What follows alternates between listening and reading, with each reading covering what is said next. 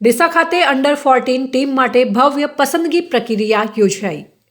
બનાસકાંઠા જિલ્લાના ક્રિકેટ જગત માટે એક ઉત્સાહજનક પગલું ભરતા બનાસકાંઠા જિલ્લા ક્રિકેટ એસોસિએશન દ્વારા ડીસા સ્પોર્ટ્સ ક્લબના મેદાન ખાતે અંડર 14 ક્રિકેટ ટીમ માટેની પસંદગી પ્રક્રિયાનું સફળતાપૂર્વક આયોજન કરવામાં આવ્યું હતું।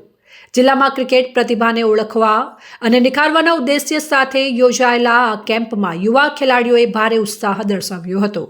આ પસંદગી પ્રક્રિયામાં બનાસકાંઠા જિલ્લાના છેવાડાના વિસ્તારો દાંતાથી માંડીને સુઈગામ સુધીના 12 થી 14 વર્ષની વય જૂથના ક્રિકેટરોએ મોટી સંખ્યામાં ભાગ લીધો હતો।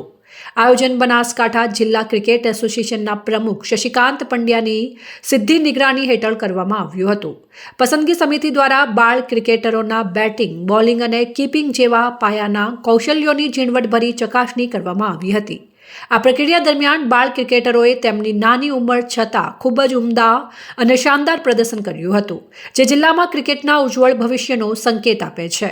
આજે યુવા ખેલાડીઓને પ્રોત્સાહન આપવા માટે આ પસંદગી કેમ્પમાં વિવિધ મહાનુભાવોની વિશેષ ઉપસ્થિતિ રહી હતી, જેમાં તરુણ જોશી, ઉપપ્રમુખ બનાસકાંઠા જિલ્લા ક્રિકેટ એસોસિએશન, RM ભદોરિયા, પૂર્વ નાયબ પોલીસ અધિક્ષક દિલીપસિંહ હડિયોલ, પૂર્વ રણજી ટ્રોફી પ્લેયર લલિતભાઈ મનોજભાઈ પટેલ, ડીસા સ્પોર્ટ્સ ક્લબના પ્રતિનિધિ, પસંદગી પ્રક્રિયામાં ભાગ લેવા આવેલા તમામ ક્રિકેટરો માટે એસોસિએશન તરફથી નાસ્તાનું પણ આયોજન કરવામાં આવ્યું હતું, જેથી ખેલાડીઓ ઉત્સાહ સાથે પોતાના પ્રદર્શન પર ધ્યાન કેન્દ્રિત કરી શકે।